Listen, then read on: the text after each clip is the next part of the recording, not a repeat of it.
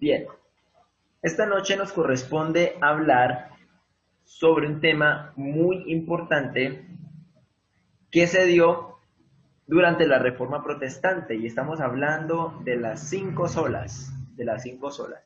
Bueno, antes de entrar un poquito a profundidad de qué son las cinco solas, cuáles son y cuáles fueron sus consecuencias durante el periodo de la Reforma Protestante, vamos a contextualizarnos un poquito, a conectarnos con lo que quedamos la clase pasada para poder dar inicio y entender de dónde se originaron estas cinco solas y cuáles fueron las consecuencias y por qué, y todos esos interrogantes que quizás en este momento nos estamos haciendo. Por eso vamos a empezar con el mapa que terminamos la clase pasada. Recuerden que este mapa nos muestra a nosotros la expansión de la Reforma Protestante. Recuerden que en el año 1517 fue cuando Martín Lutero pone las 95 tesis y es donde se desarrolla todo este fenómeno de la Reforma y cómo se empezó a regar por toda Europa, afectando incluso los gobiernos, la religión, la sociedad, todo lo que se estaba en ese momento gestando, estaba siendo afectado por la reforma. Entonces, como decíamos aquí, la zona que ustedes ven en amarillo, así en ese amarillo clarito, corresponde a lo que es el catolicismo romano. El catolicismo romano. Y la zona de naranja, donde está Rusia, donde está el Imperio Turco, estas zonas de acá, incluso donde está el norte de África, son otras religiones, dentro de las cuales tenemos influencia de musulmanes, pero también catolicismo ortodoxo. Recuerden que el catolicismo romano se dividió con el catolicismo ortodoxo y la parte de Oriente, donde está actualmente Rusia y Turquía, permanecieron practicando el catolicismo ortodoxo. Sin embargo, la parte occidente, que es donde tenemos a España, Francia, Italia, Alemania, Polonia y estos países, la religión que había allí en ese entonces era el catolicismo romano, el catolicismo, sí, romano. Bien, pero entonces, a partir del año 1521, que es donde se hace la dieta de Worms, que hablamos de eso la clase pasada, donde Martín Lutero es escoltado hacia un castillo donde traduce la Biblia al alemán, donde personas de Alemania comienzan a leer la Biblia, que eso fue algo sorprendente porque recuerden que nadie tenía acceso a las escrituras y muchos no hablaban latín. La mayoría de las personas ya no hablaban latín porque ya los idiomas romances como el español, el portugués, el italiano, el francés, ya se habían originado.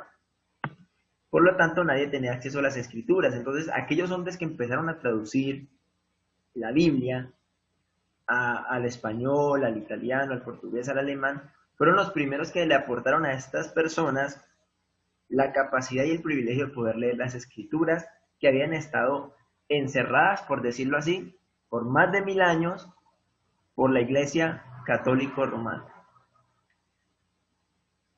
Cuando la Reforma Protestante comienza a crecer, entonces ahí en verde ustedes pueden ver la zona luterana, que eran los seguidores de Lutero, de Lutero, sí, Martín Lutero, y también podemos ver las zonas lilas, que son las que se dominan zonas de dominio calvinista. Recuerden que Juan Calvino también fue una persona que adoptó la, la, la reforma y adoptó las doctrinas reformadas para seguir enseñándolas. Asimismo, Enrique VIII en Inglaterra fundó el anglicanismo que más adelante, cuando él muere, muchos protestantes lo que hacen es que tanto el anglicanismo como el calvinismo y el luteranismo tienen esa misma similitud en cuanto a su origen protestante. Así que cuando hablamos de anglicanos, calvinistas y luteranos, estamos hablando de protestantes, de aquellos que se levantaron en contra de la Iglesia Católica Romana y que estaban a favor de la doctrina bíblica. Recuerden que ese era el eje central de la Reforma Protestante, volver a las Escrituras, volver a la era apostólica. No querían transformar ni cambiar nada, sino que ellos querían era volver a los orígenes, a cómo era el cristianismo en los primeros siglos, que fue lo que vimos en la primera clase, cómo a pesar de la persecución, el cristianismo se hacía de acuerdo a la enseñanza de los apóstoles, pero con los años, como lo vimos, se fue degradando, al punto de que nació el catolicismo romano y de ahí para allá todo lo que fue aconteciendo a través de la historia. Este es el panorama. La Reforma Protestante cada vez crece más y más y más. Entonces la Iglesia Católica se da cuenta, la Iglesia Católica Romana se da cuenta de ese crecimiento y se da cuenta de que ya no van a ser capaces de detenerlo, porque había mucha gente que no estaba de acuerdo con la teología ni las doctrinas católico-romanas, pero como era lo que imperaba, lo que mandaba allí, entonces nadie se podía rebelar, porque si alguien se rebelaba, pues simplemente lo mataban. Entonces mucha gente callada que aprovechó esta revolución en esta expansión de la Reforma Protestante y empezó a apoyar esas ideas porque era lo que realmente en el corazón de estas personas había, una búsqueda sincera por el Señor y las ganas de glorificar siempre a Dios y ser cristianos que mostraran a Cristo, que fueran sus representantes fieles y sobre todo que vivieran una vida de acuerdo a las Escrituras. Entonces, ya habiendo dicho esto, vemos que debido a la expansión de la Reforma Protestante, la Iglesia Católica Romana se vio obligada a tomar medidas en el asunto. Como les dije ahorita, ellos dijeron, esto no lo podemos detener, esto ya no vamos a poder que se retracten o volver a conquistar estas zonas que ya están llenas de la Reforma Protestante, que sean otra vez católicos. Por lo tanto, ellos tomaron otra medida. Ellos dijeron, vamos a hacer un tratado, unas doctrinas donde se establezca qué es lo que realmente la Iglesia Católica celebra o cree o cuáles son sus convicciones. Por eso en el año 1545 se da el Concilio de Trento, donde se desarrolló lo que se conoce como la Contrarreforma. Como la gente hablaba de la Reforma Protestante, entonces la Iglesia Católica Romana dijo, no, entonces hay que hacer una Contrarreforma, donde vamos a contrarrestar las ideas de ellos, pero no tanto por quererles imponer a ellos, sino que nosotros realmente nos dediquemos a cuál es nuestra doctrina. Es decir, ellos en el Concilio de Trento lo que hicieron fue decir, bueno, esto es lo que los católicos romanos creen, y esto es lo que le vamos a enseñar a la gente para que tengan en cuenta y se identifiquen con qué es el catolicismo romano, que no haya una combinación, que no van a pensar que los protestantes son también de los nuestros. Por eso ellos nos llaman hermanos separados. Y básicamente, lo que la Contrarreforma hizo en este Concilio de Trento fueron, de entre muchas cosas, muchas conclusiones a las que se llegaron, algunas de ellas son las siguientes. Ellos dijeron, en nuestra doctrina creemos en la salvación por la fe más las obras. Ellos lo dejaron muy claro, que el hombre es salvo por medio de la fe y por medio de las obras, que las obras son importantes para alcanzar la salvación. También le dieron más autoridad al Papa, o sea, el Papa ya tenía autoridad, pero ahora le dieron tal autoridad que incluso enseñaban que el Papa era infalible, o sea, que no fallaba, que no se equivocaba, que lo que él dijera era voz de Dios misma. Otra de las cosas que ellos determinaron en este concilio fue la devoción a los santos y a María. Hay muchos católicos que aseguran que ellos no veneran a los santos ni veneran a María, pero en el Concilio de Trento eso fue algo que ellos establecieron. Vamos a tener devoción a los santos y a María. Era algo que ellos hacían. Se mantuvo el celibato, no permitieron que los sacerdotes se casaran. Al contrario, se estableció la necesidad de que el clero se formara en seminarios. Entonces, Ya no era que por un llamado o ya no era que porque la iglesia veía que esta persona podía ser un sacerdote, no. Era si alguien estudiaba en ciertos seminarios, tenía la oportunidad de ser un sacerdote. Y obviamente iba a ser instruido en las doctrinas católico-romanas. Por eso hoy en día también vemos que los que se hacen sacerdotes no son porque de la congregación, como pasa en una iglesia cristiana, que uno a veces en la congregación ve gente que tiene ese potencial y la misma iglesia empieza a animar a estas personas a que ejerzan ese liderazgo que Dios les da. No, la iglesia católica simplemente es, si tú estudias, tú te haces sacerdote. Si no tienes llamado, no importa, pero si tú estudias, tú te haces sacerdote porque lo que estudiaste es la doctrina católica romana, que es la que necesitamos que sea impartida, no solamente por toda Europa, sino también en todos los otros continentes donde España ya estaba llegando. Recuerden que en este momento ellos están mandando misioneros aquí a América, donde nos están doctrinizando, donde nos están diciendo que la iglesia católica romana es la iglesia única. Y cuando ellos llegaron donde los mayas, donde los aztecas, donde los incas, y veían su forma de vida, cómo tenían sus rituales que adoraban al sol, a la luna, comenzaron a matarlos y a obligarlos a que la doctrina católica romana era la que ellos tenían que adoptar. Por lo tanto, ¿se acuerdan que cuando hablamos de la época medieval, que una de las cosas que la Iglesia Católica Romana hizo fue la Inquisición? Aquí la Inquisición empezó otra vez a cobrar vida, o sea, volvió a surgir. Ellos dijeron, la única manera de poder nosotros doblegar y mantener a la raya a la gente es torturando o matando si están en contra de lo que nosotros pensamos o creemos. Entonces la cosa se puso muy, muy complicada y de ahí en adelante, de ese concilio de Trento que duró aproximadamente como unos 18 años, se desataron muchas guerras también. Guerra no solamente entre aspectos religiosos, sino también entre aspectos sociales, entre estados. O sea, la cosa, el panorama estaba tocando todas las áreas, económicas, religiosas, sociales, políticas, de todo. Entonces, ese era el panorama en ese entonces. Y eso nos lleva ahora a entender cómo fue que surgieron entonces las 5 solas de la Reforma Protestante, que hoy en día no muchos conocen, pero que sí deberíamos de conocer porque es algo muy, muy importante y es fundamental. Entonces, ¿qué son las 5 solas? Bueno, las 5 solas son 5 frases que están en latín que resumían, o sea, tenían el objetivo de resumir las creencias teológicas que eran y que son fundamentales para el cristianismo. Y vuelvo, reitero, estas ideas teológicas, estos pensamientos teológicos, no era algo nuevo, no era que los reformadores estuvieran inventando nuevas doctrinas.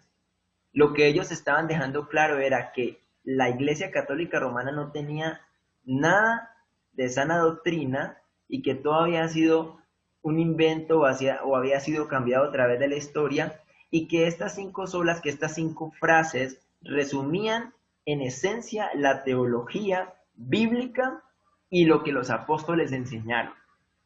Así que si nosotros lo aplicamos para hoy en nuestros días, estas 5 solas o estas 5 frases lo que hacen es que nos resumen realmente cómo un cristiano o en qué un cristiano debe tener su doctrina, sus convicciones y sus creencias. Y ahora lo vamos a ver. ¿Por qué? Porque las vamos a ver una por una y vamos a ver cómo la misma palabra de Dios nos va mostrando que estas 5 frases que están en latín encierran esa doctrina bíblica que tanto necesitamos, que tanto se necesitó en esta época, pero que también necesitamos con urgencia hoy en día, porque se está perdiendo la doctrina bíblica, se está perdiendo el trabajo que los reformadores hicieron, porque hemos dejado que muchas prácticas antibíblicas estén ingresando en nuestras iglesias. Entonces tenemos que las 5 solas son 5 frases que están en latín que nos quieren decir que la salvación es solamente por medio de estas cosas y que la vida del creyente está diseñada solamente para darle gloria a Dios. La primera es sola escritura, o sea, solamente la escritura. Solus Christus, solamente Cristo o solamente por medio de Cristo. Sola gratia, que es sola gracia, lo mismo que en español. Sola fide, que es sola fe. Y la última es soli deo gloria. El fin, como le dije ahorita, de estas 5 frases era que la gente pudiera aprendérselas y tener como en resumen todo lo que la teología reformada o todo lo que la teología apostólica encerraba. Entonces vamos a iniciar con la primera, la sola escritura. Hay algunos versículos acá que yo les voy a pedir a ustedes que leamos ahorita después de que les muestre acá. Entonces voy a pedirle a Patricio que nos haga el favor y nos lea 2 de Timoteo 3:16 y 17. Voy a pedirle el favor también al Taita que nos lea 2 de Pedro 1 del 19 al 21 y nuestra hermana Jacqueline si nos puede también leer Juan, el Evangelio de Juan, capítulo 5, versículo 39. Entonces, vayan teniéndolo listo ahí, mis hermanos, y ahora entonces yo les pido cuando hagamos la lectura. Bien, entonces, ¿en qué consiste sola escritura? Sola escritura. Sola escritura enseña que solo la Biblia es la palabra de Dios, autoritativa e inspirada. Por consiguiente, la única fuente de autoridad y que es accesible para todos, es decir, que es capaz de ser entendida con claridad y se puede autointerpretar por medio de ella misma. Entonces, como vemos, los reformadores, una de las 5 solas era solamente la escritura. Solamente lo que en el marco bíblico esté es en lo que nosotros debemos poner nuestra confianza, nuestras convicciones y nuestras creencias, porque creemos y sabemos que la palabra de Dios es inspirada por Él. Es inspirada por Él. Patricio, usted nos va a colaborar con la lectura de 2 de Timoteo capítulo 3, del 16 al 17. El Taita nos va a colaborar con 2 de Pedro 1, del 19 al 21, y Jacqueline con Juan 5, 39. Ahorita entonces yo les digo cuando nos compartan estos versículos. Entonces, ellos tenían claro este concepto, y yo creo que nosotros también hoy debemos de tenerlo muy claro en nuestras vidas. Para nosotros la palabra de Dios tiene que ser esa palabra autoritativa que rige cualquier doctrina o cualquier pensamiento con respecto a la iglesia. Porque en la palabra de Dios, Él mismo nos deja establecido su voluntad. Lo que el hombre necesita saber está allí escrito. Ahora, hay mucha gente que se opone al hecho de afirmar que la Biblia es palabra de Dios. Incluso hay algunas personas, muchos ateos sobre todo, que afirman que la Biblia es un libro normal, un libro como cualquier otro libro escrito por cualquier hombre. Sin embargo, es evidente que durante más de 3.600 años que se escribe el primer libro de la Biblia, hasta ahora no ha habido la persona que sea capaz de demostrar que no es la palabra de Dios, de demostrar que la Biblia se contradice. Porque realmente hay muchas personas, créanme, hay demasiadas personas que están tratando de encontrar un error para decir, miren, la Biblia falló. Pero van 3.600 años y no ha ocurrido eso. Antes todo lo contrario. Cuanto más pasa el tiempo y cuanto más avanza la ciencia, la misma ciencia nos está diciendo que la teología bíblica es correcta.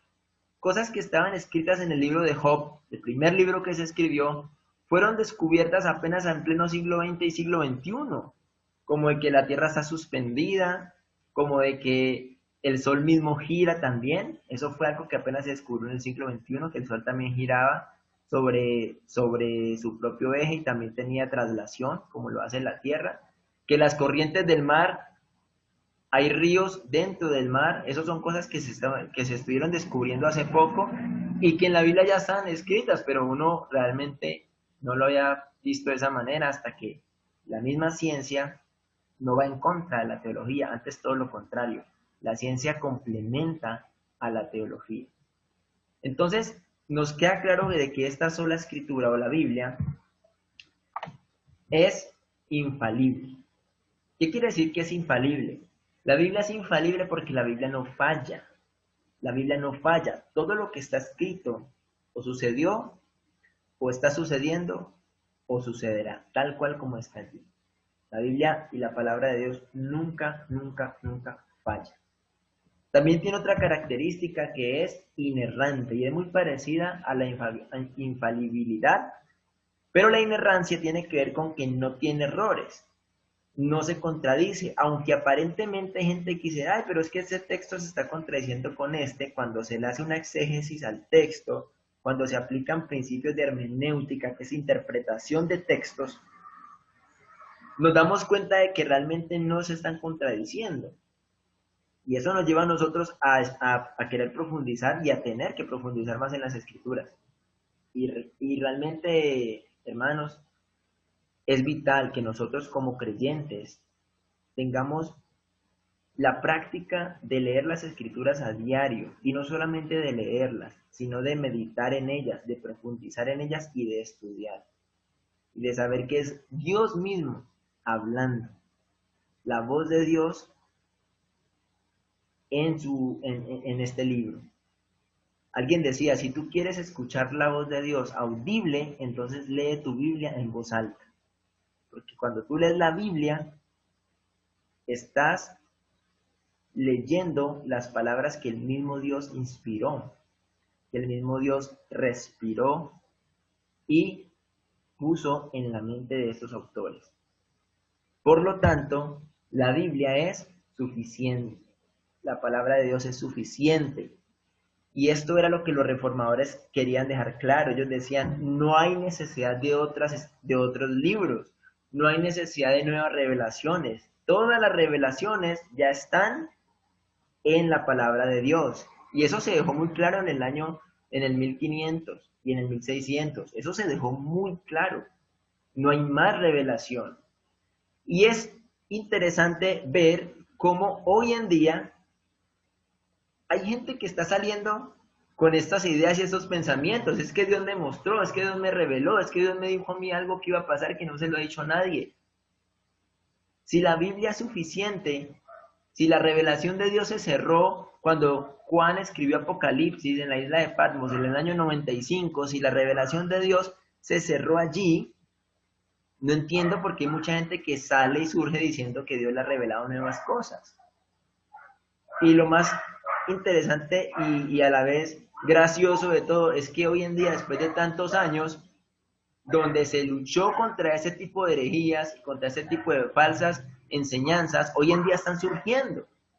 La pregunta es, entonces, ¿por qué están surgiendo?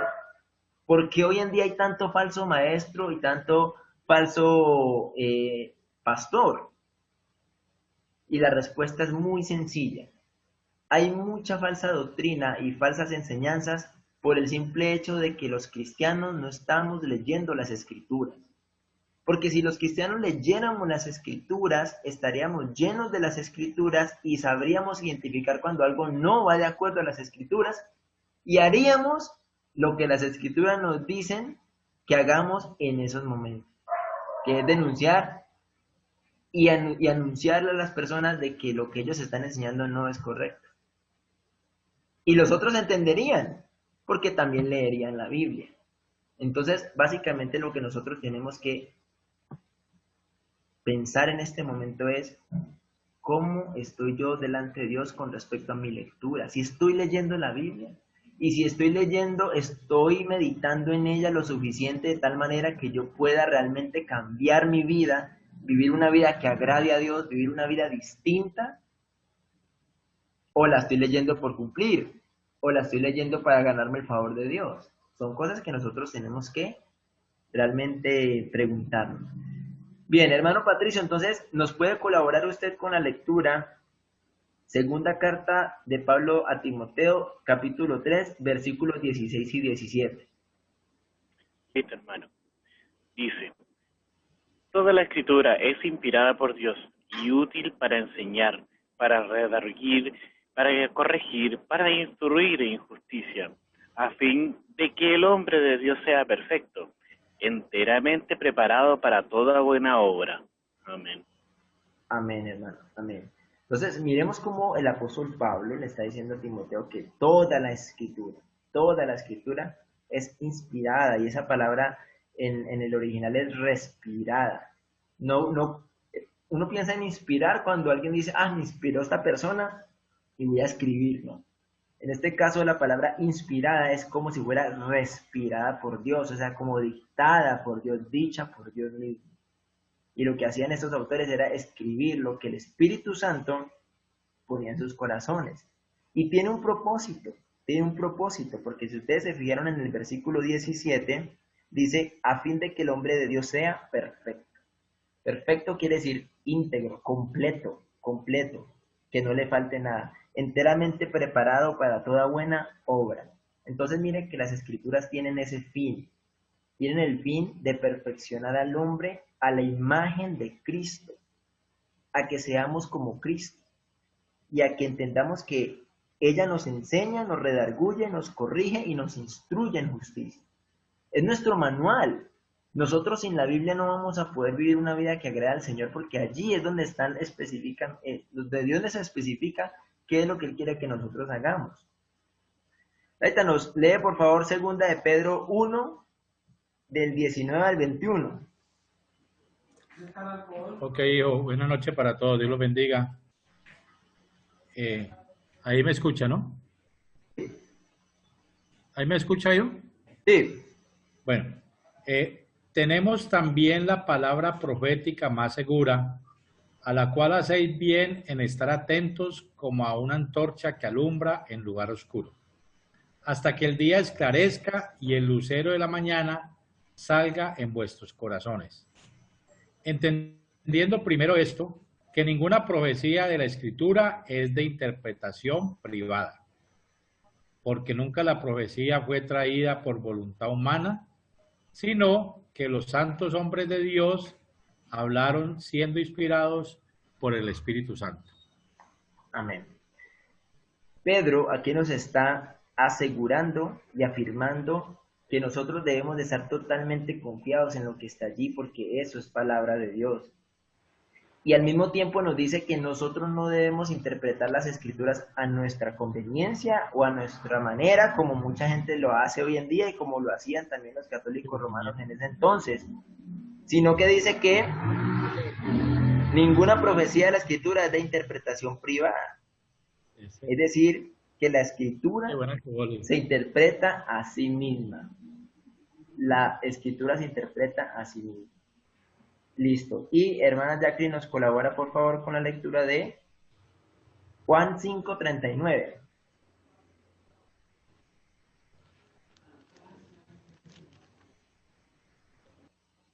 Dice, escudriñad las escrituras, porque a vosotros os parece que en ellas tenéis la vida eterna, y ellas son las que dan testimonio de mí. Amén. Estas son palabras de Jesús que escribió el apóstol Juan. Escudriñad las escrituras, escudriñemos la Biblia. ¿Qué es escudriñar? Es como cuando usted busca profundamente algo, cuando usted quiere encontrar algo y usted hace lo posible por encontrarlo.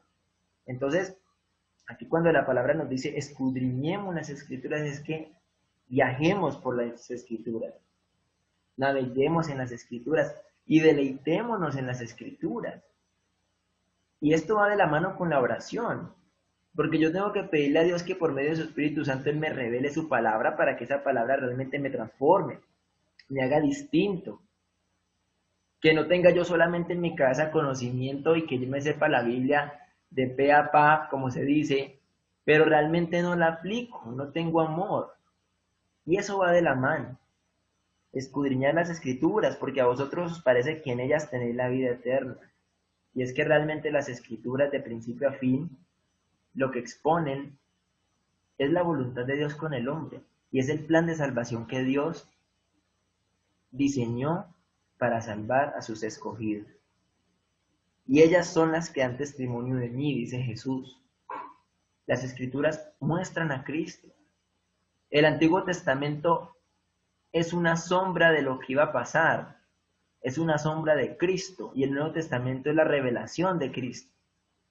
Pero la Biblia es cristocéntrica. La Biblia se basa solo en Cristo. Y es por eso que de ahí parte la segunda sola, que es solus Christus, es decir, solamente Cristo o solo por medio de Cristo. Para los reformadores era muy importante tener en cuenta que solamente eran las Escrituras las que tenían autoridad en cualquier asunto teológico.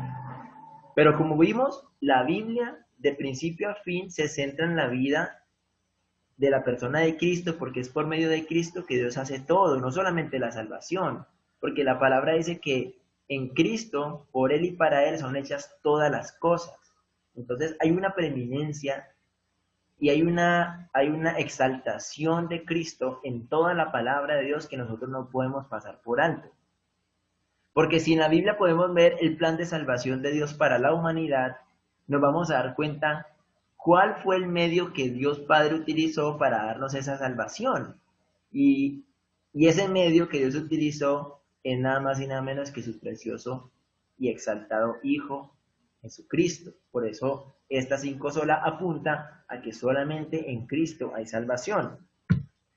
La salvación se encuentra solo en Cristo, excluyendo así todo otro camino para llegar a Dios. Es decir, no hay otra forma, no hay otra forma. Y si ustedes notan, estas 5 solas también tenían como objetivo refutar un poco lo que la Iglesia Católica Romana estaba enseñando. Porque ellos decían que la infalibilidad del Papa era evidente, que él no se equivocaba, que él no fallaba. Entonces cualquier escrito que el Papa dijera, simplemente tenían que creerlo. Por eso los reformadores dicen, no, solamente la Escritura, ningún otro escrito. Y también los católicos romanos estaban atribuyendo la intercesión de María como una persona que intercedía entre el Padre y los hombres, poniendo a María al mismo nivel e incluso un nivel mucho más alto que el mismo Cristo. Por eso los reformadores dicen, no, solamente por medio de Cristo y la salvación solamente la encontramos en Él. Y cualquier otro camino para llegar a Dios queda totalmente excluido. No hay otra manera de llegar a Dios. Bien, ahora, ¿por qué nosotros decimos que solamente por medio de Cristo es que tenemos la salvación? ¿Qué hay de especial en la persona de Cristo o por qué fue por medio de Él que el Padre nos permitió llegar a Él? Bueno, primero tenemos por su vida perfecta. Cristo vivió una vida perfecta desde la cuna hasta la tumba, cumpliendo con todos los mandamientos a la perfección. Guardó toda la ley, los 623 mandamientos o mandatos que se encuentran en la ley. Cristo los cumplió a la perfección y nunca falló en ninguno, en ninguno. Nosotros, desde la cuna hasta la tumba, fallamos todos los días, todos los días. Es imposible que ninguno de nosotros sea capaz de guardar la ley a la perfección. Y más cuando Dios, por medio de su palabra, en la carta de Santiago, dice que aquel que transgrede uno de los mandamientos se hace transgresor de todos. Eso es como una cadena que está sosteniendo una matera. Si cortamos un eslabón, toda la matera se va a caer, porque es una sola cadena la que está sosteniendo. Entonces, más o menos de esa misma manera, la ley, si fallamos en un solo mandato, somos culpables como si la hubiéramos fallado toda. Por eso es que delante de Dios no hay distinción de pecados. Supongamos que una persona solamente mintió una vez en la vida y que no cometió ningún otro pecado, sino que solamente una vez en su vida mintió. Y fue una mentira piadosa, una mentira blanca como le dicen. Y se presenta delante del Señor otra persona que falló en todos los pecados, o sea, que falló en que pecó en todas las áreas y que falló en todos los mandamientos. Delante del Señor, ambos tienen la misma paga. Romanos 6:23 dice que la paga del pecado es la muerte. Y como la Biblia también dice que aquel que transgrede un mandamiento se hace culpable de todos, entonces simplemente Dios ve que el transgresor es transgresor. Ay Dios, pero es que fue una mentira blanca, fue una mentira piadosa, eso no existe delante del Señor. Mentira es mentira y es pecado y tiene sus consecuencias. Por eso es que la ley nos encierra todo en pecado y nosotros decimos, bueno, ¿y entonces qué hacemos? Es muy difícil porque nosotros no podemos llevar una vida ni semiperfecta porque todos los días fallamos. El único que llevó una vida perfecta desde la cuna hasta la tumba fue nuestro Señor Jesucristo. Esa es una de las razones por las cuales Él sí pudo vencer la muerte. Y precisamente esa fue la otra, por su muerte en la cruz. Porque Cristo en la cruz murió pagando por los pecados que Él no cometió. Es decir, estaba muriendo por los pecados de nosotros. Él murió por los pecados de nosotros. Y morir en la cruz y recibir el pago por los pecados de nosotros es literalmente recibir la ira de Dios. La palabra dice que aquellos que hacen transgresión hoy en día y que pecan, lo único que están haciendo es acumular ira para el día de la ira, es decir, ira para el día del juicio. O sea, cuando estemos delante del Señor, el día del juicio, toda la ira que estaba siendo retenida por su gracia y por su amor, va a ser suelta en toda la humanidad. Y aquellos que no creyeron en Cristo como su Señor y Salvador, van a tener que soportar la ira de Dios. La misma ira que Jesús estaba soportando en la cruz, por ti y por mí. Pero lo que hace que Jesucristo sea Señor, Salvador de todos nosotros, es, aparte de su vida perfecta, su muerte en la cruz, es su resurrección. Porque Cristo resucita, porque la muerte no lo puede contener. La paga del pecado, ¿qué es? La muerte. ¿Y cómo va a morir alguien que no pecó? Por eso Jesús resucita. El poder de Dios lo levanta entre los muertos y lo resucita. ¿Para qué? Para que todo aquel que en Él crea, se le impute la vida perfecta de Cristo, se le perdonen los pecados porque Él murió en la cruz por ellos y al mismo tiempo reviva o resucite con Cristo en gloria para vivir una vida eterna con el Padre. Eso es genial. O sea, eso es, mis hermanos, entender eso es el Evangelio y entender eso es suficiente para que nosotros estemos felices, y eso es nuestro caso, para que estemos saltando de alegría y de gozo porque la vida perfecta de Jesús nos la puso Él a nosotros. O sea que es como si nosotros delante del Padre no hubiéramos hecho nada malo nunca. Y todas las bendiciones que el Padre le da a Cristo, nosotros las heredamos porque estamos en Cristo. Y la muerte que Cristo tuvo en la cruz por nuestros pecados nos limpia ese pecado y nos da una vida eterna con Él. Vamos a estar con Él toda la eternidad. Entonces, es importante, y fue importante también en esta época, exaltar y resaltar la obra y la vida de nuestro Señor Jesucristo, porque solamente por Cristo hay salvación. No hay nada más. No hay nada más. No hay ni personas, ni santos, ni ningún otro medio que nosotros podamos hacer para poder alcanzar la salvación. Porque alguien dirá, no, pero es que si yo cumplo toda la ley lo puedo alcanzar como lo alcanzó Él. Sí, pero intenta cumplirla. No eres capaz. Ni incluso Adán, antes de caer, antes de que el pecado entrara en él era perfecto. No tenía error, no tenía pecado, pero aún así, sin tener pecado, pecó.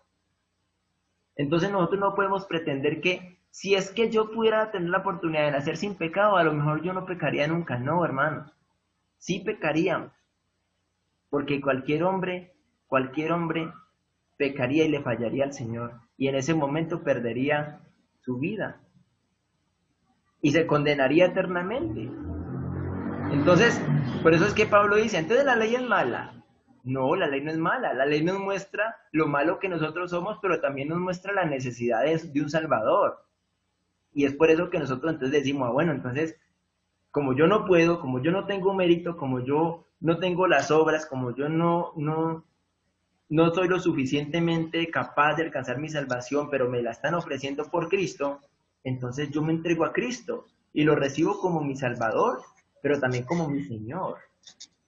Mi Salvador porque Él me salvó, pero mi Señor porque yo voy a estar dispuesto a obedecerlo y a vivir una vida que lo exalte y que lo glorifique solamente a Él. Muero yo para que Él viva en mí. Como dijo Pablo, ya no vivo yo, sino que ahora vive Cristo en mí. Ahora vive Cristo en mí. Listo, vamos a leer las citas. Hechos 4:12. Mi mamá nos va a compartir esta cita. Hechos 4:12. Bueno, dice así, y en ningún otro hay salvación, porque no hay otro nombre bajo el cielo dado a los hombres en que podamos ser salvos. Amén. Amén. La palabra de Dios misma nos está diciendo que no hay otro, en ningún otro hay salvación. O sea, no hay otro nombre que pueda reemplazar el nombre de Cristo, no hay otro. Todo mundo se va a salvar si confiesa a Cristo como su Señor y Salvador. Solamente Cristo, hermano. Alguien decía alguna vez, no, Dios ve los corazones, y si alguien nunca conoció a Cristo, pero fue una buena persona, Dios lo salva. No, pareciera que fuéramos muy cerrados en ese sentido, pero es que la Biblia es clara y nos dice que en ningún otro hay salvación. ¿Qué parte de ningún otro hay salvación no entendemos? Es que si dice que en ningún otro hay salvación es porque literalmente en ningún otro hay salvación. Y eso nos lo deja clara las Escrituras. Primera de Timoteo 2:5. Primera de Timoteo 2:5 nos lo va a leer nuestra hermana Ana. Dice lo siguiente: porque hay un solo Dios y un solo mediador entre Dios y los hombres, Jesucristo hombre. Amén. Mire que vuelve y se hace ese énfasis. No hay otro, solo Cristo. Solo Cristo es ese puente que nos conecta a Dios.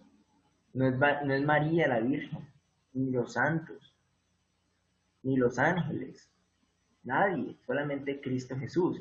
Y mi hermano Alex, léanos Juan 14:6. Bueno, mi hermano, ¿sí me escucha? Sí. Juan 14:6. Jesús le dijo, yo soy el camino, la verdad y la vida. Nadie viene al Padre sino por mí. Amén, amén. Él mismo da testimonio de sí diciendo, yo soy el camino, yo soy la verdad y yo soy la vida. Y nadie va al Padre sino simplemente es por medio de Él. Por eso es que la exaltación de Cristo en la vida del ser humano y en su salvación es fundamental. Y era algo que los reformadores querían que la gente supiera y que se atesoraran eso en sus corazones. Pero aquí viene algo también muy interesante, porque la doctrina de la salvación nos está mostrando, que es Cristo, solamente por medio de Cristo. Y ahora podríamos pensar, bueno, ¿y entonces quién alcanza la salvación? ¿O de qué manera Dios escoge a las personas para salvación? ¿Por qué? ¿O cómo lo hace? Y eso nos lleva a la tercera sola, que es la sola gracia. Sola gracia. Y esta sola nos dice lo siguiente: sola gracia es la doctrina que sostiene que la salvación viene solo por la gracia divina o gracia de Dios, es decir, un favor inmerecido, no como algo que el pecador haya conseguido por sus propios méritos, sino algo que Dios hizo por nosotros porque simplemente así lo quiso. Es un regalo, eso es un regalo. Cuando usted le paga su salario a final de mes, eso no es un regalo, es su trabajo siendo pago. Pero cuando usted le regalan o le dan una plata que usted no trabajó, eso sí es un regalo. Y se vuelve gracia cuando es un dinero que usted recibió que no se lo merecía, sino todo lo contrario, que antes tenía que pagar. Como si yo debiera 20,000 pesos y llegara al que yo le debo y me dé 20,000. Yo le diría, no, pero es que es al contrario, yo a usted le debo. Eso es gracia. Y eso fue lo que hizo Cristo por nosotros. Porque que la paga del pecado de nosotros es muerte y todos fallamos, porque es muy complicado. Tenemos que luchar con el pecado todos los días. Y el pecado nos asedia y nos hace caer y somos tentados por nuestros propios deseos y cedemos a esas tentaciones. Y la paga de ese pecado sería la muerte, la condenación eterna. Entonces pregunto, si Dios en este momento nos castigara, o más bien nos diera lo que merecemos, ¿será que si nos manda al infierno, Él estaría siendo injusto? De ninguna manera. De ninguna manera estaría siendo injusto, todo lo contrario, estaría siendo justo porque es lo que nosotros nos merecemos.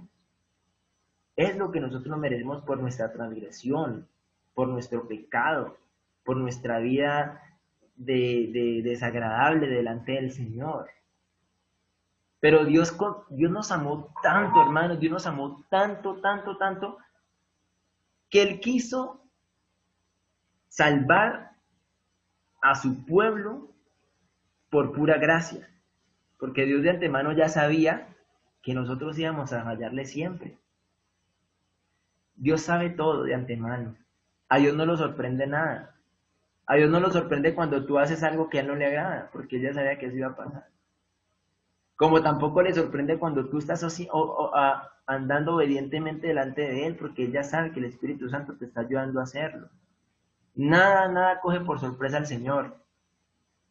Dios ya sabía si iba a ganar Trump o si iba a ganar Biden. Él ya sabía. Dios ya sabe todas las cosas. Y como ya las sabía, por su gran amor con que nos amó, entonces por medio de la gracia nos dio ese favor inmerecido que nos otorgó una salvación.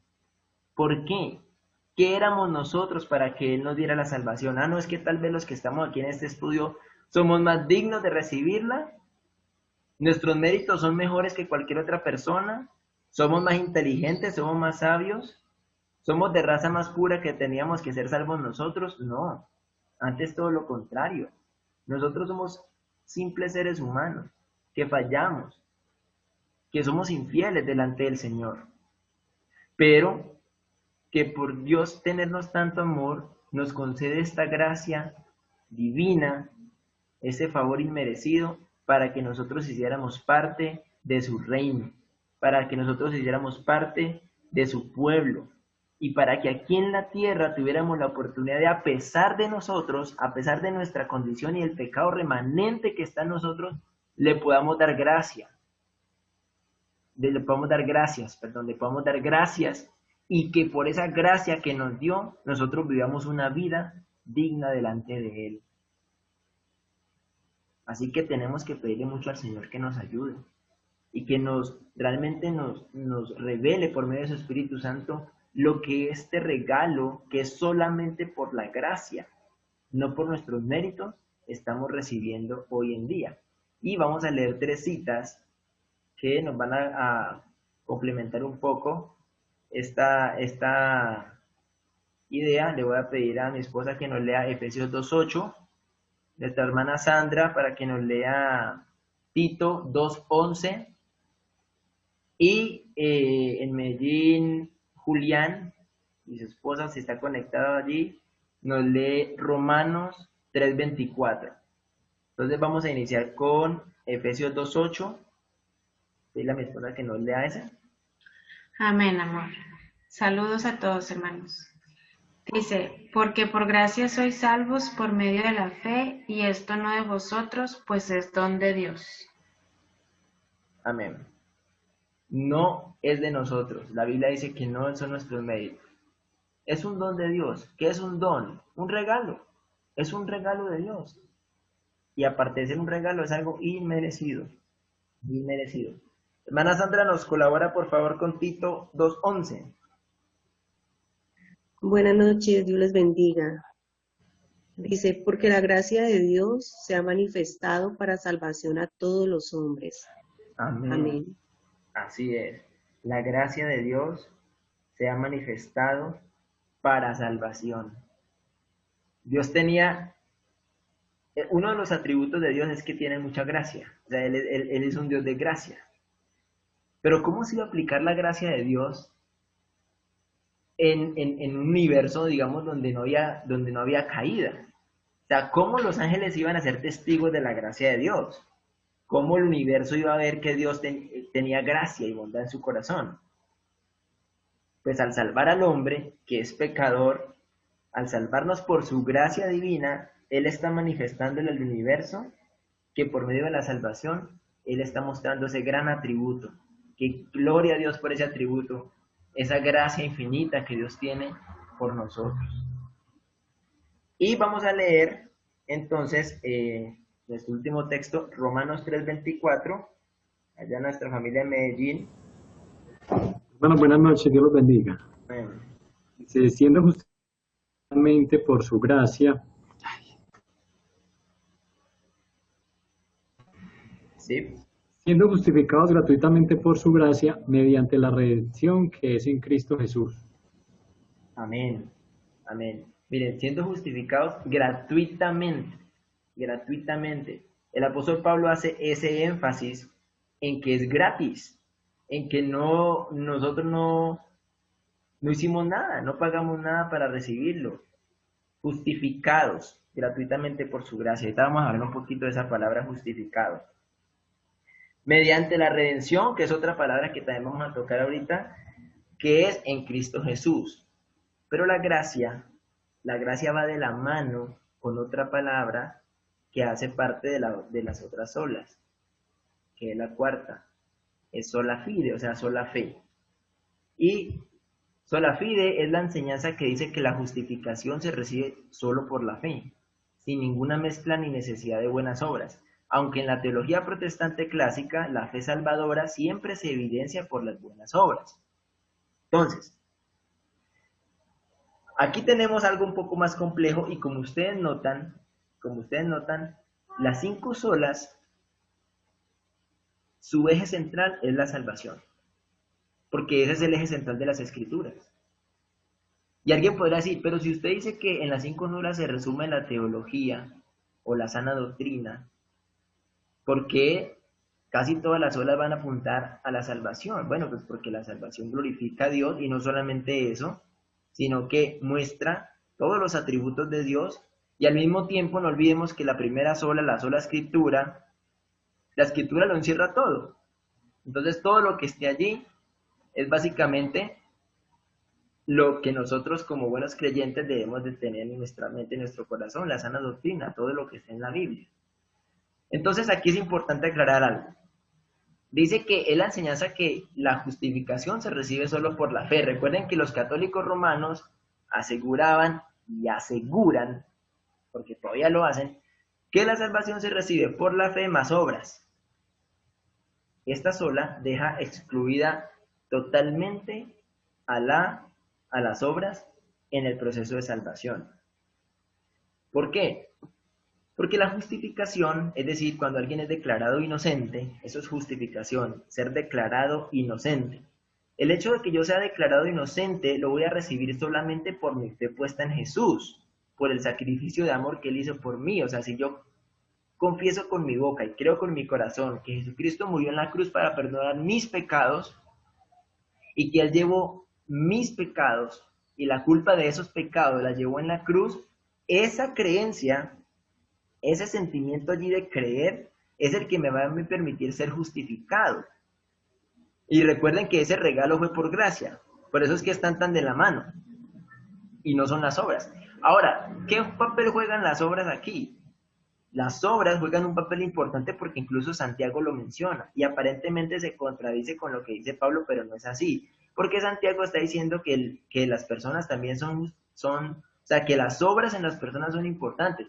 Pero son importantes, ¿por qué? Porque evidencian que realmente esa persona ha sido engendrada por el Espíritu Santo, o sea, ha nacido de nuevo. Si una persona dice tener fe, dice haber creído en Cristo y dice haber sido justificado, entonces esa persona va a dar fruto de arrepentimiento que se resume en buenas obras. En otras palabras, las obras son las evidencias de algo que pasó en mi vida. Son evidencias salvíficas, no son para salvación, son la prueba de que ya soy salvo. Y son buenas obras porque Dios dice que las tenía preparadas de antemano para que nosotros anduviésemos en ellas. Entonces, Lo primero que sucede cuando una persona es tocada por el Señor es regenerada por el Espíritu Santo. No degenerada, ojo, regenerada. Es decir, nace de nuevo. Como Jesús le dijo a Nicodemo, es necesario que el hombre nazca de nuevo. Y nacer de nuevo es eso, ser regenerado. ¿Y quién nos regenera? El Espíritu Santo nos da vida. En el momento que el Espíritu Santo nos da vida para creer, nos da la fe, que es un don de Dios para que yo crea en ese regalo que es por gracia, y entonces en ese momento, cuando yo creo, me arrepiento de mis pecados y creo, soy justificado, soy declarado justo delante del Señor, como dice Efesios 1:13. En él también vosotros, habiendo oído la palabra de verdad, es decir, el evangelio de vuestra salvación, y habiendo creído en él, fuisteis sellados con el Espíritu Santo de la promesa. Ahí hay otra verdad. En el momento que yo soy justificado, es decir, en el momento que yo soy declarado justo, no va a ser cuando yo esté delante del Señor en el gran juicio. Es en el momento que yo creo aquí en la tierra. Si tú ya creíste en Cristo como tu Señor y Salvador, en ese momento que te arrepentiste de tus pecados y lo recibiste como Señor y Salvador, en ese momento el Espíritu Santo entró en ti y te justificó. Y no se va a ir, porque la palabra dice que Él es la garantía, Él es las arras de nuestra redención hasta la posición adquirida para la alabanza de su gloria. Es decir, que el Espíritu Santo nos dio el poder de creer y nos llevó a creer, y Él mora en nosotros, porque Jesús lo dijo, Él estará en vosotros.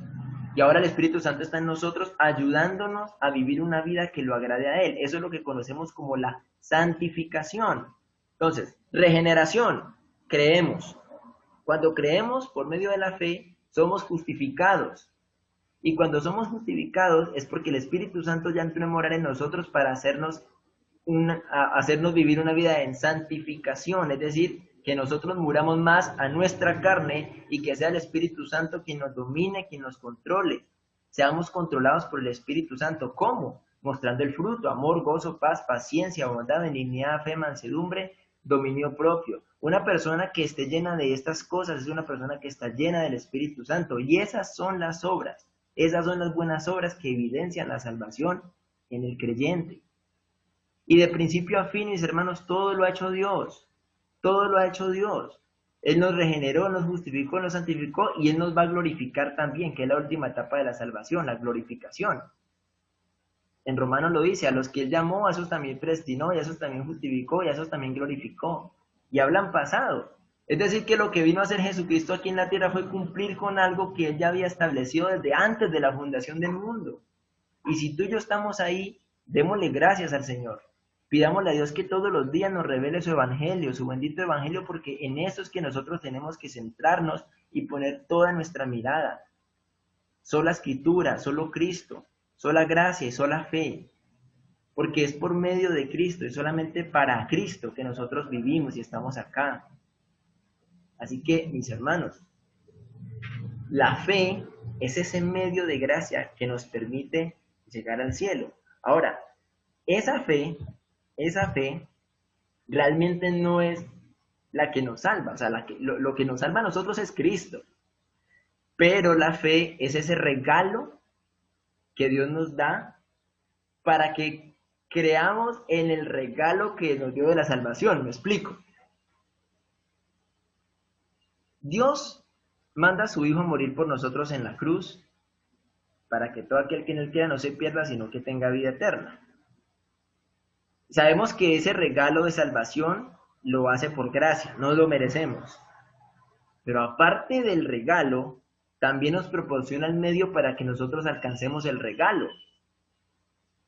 Una cosa es decirle a alguien, téngale regalo este balón, pero yo no le dé el medio a esa persona para que lo alcance. Si yo estoy lejos de esa persona, yo tendría que tener algo para que ese balón que yo ya le regalé llegue a las manos de él. Sabemos que la salvación es un regalo de Dios, por gracia, pero también nos da el regalo de la fe para que aceptemos ese regalo de salvación. Y todo lo hace el Señor. Vamos a leer estos 3 versículos. Voy a volverle a pedir el favor a Patricio que nos colabore con la lectura de Efesios 2, del 8 al 9. Efesios 2 del 8 al 9. Sí, Y hermano. ya le digo cuándo, mi hermano. Y voy a pedirle a mi papá que nos lea Romanos 3:28. Va buscándolo, yo ahorita le digo cuándo lo lea. Y bueno, y yo les comparto entonces Juan 3:15. Listo, mi hermano. Efesios 2 del 8 al 9. Dice la palabra. Porque por gracia sois salvos por medio de la fe, y esto no de vosotros, pues es don de Dios, no por obras, para que nadie se gloríe. Amén. Amén.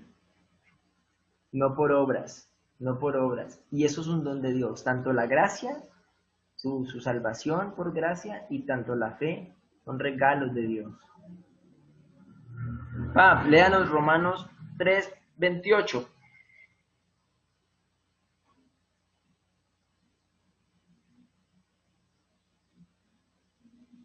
Romanos 3:28. Pero tiene que prender el micrófono.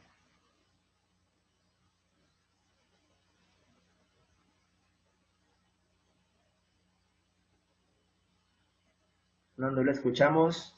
Y ahora sí. Ahí Sí, ahora sí. Romanos 3:28. concluimos pues que el hombre es justificado por la fe sin las obras de la ley. Amén. Amén. Mire que la palabra nos lo dice. Concluimos pues que el hombre es justificado por la fe. Somos justificados por la fe.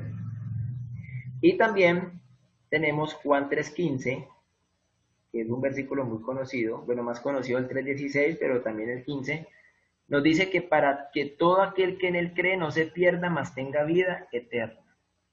Lo que la fe nos hace es creer, nos hace creer en él. Y esa fe nos permite ser justificados delante de Dios.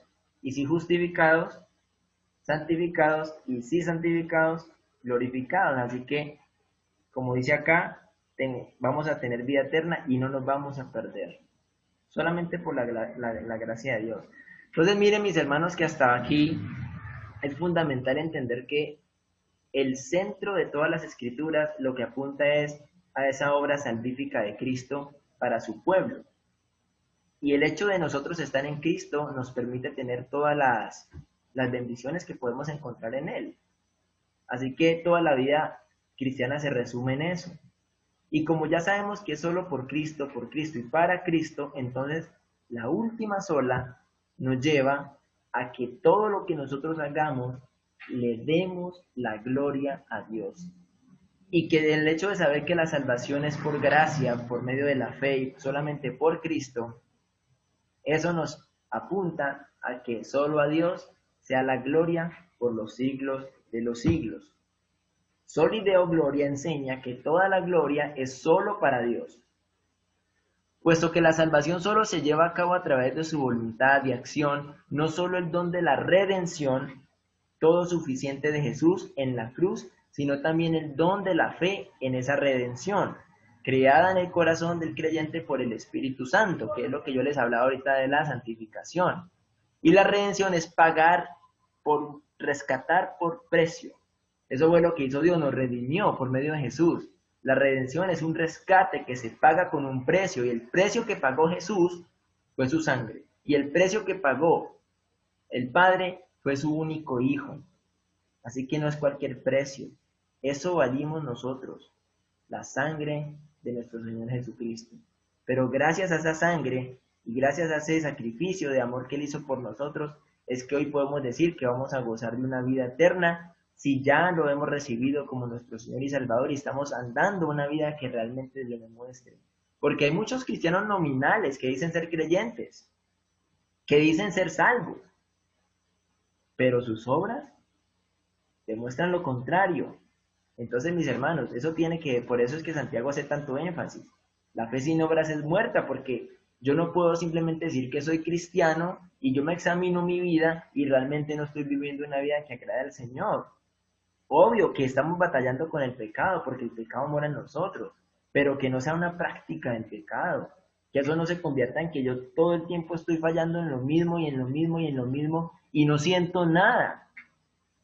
Tenemos que examinarnos. si realmente estoy viviendo para la gloria de Dios. Y si todavía no estoy viviendo para la gloria de Dios o me cuesta, o es porque o no soy creyente, o sí soy creyente, pero todavía no me ha sido revelado por completo lo que significa el Evangelio. Y eso es lo que nosotros necesitamos, que Dios nos revele y nos muestre qué es lo que nosotros necesitamos entender de la persona de Cristo y de su Evangelio.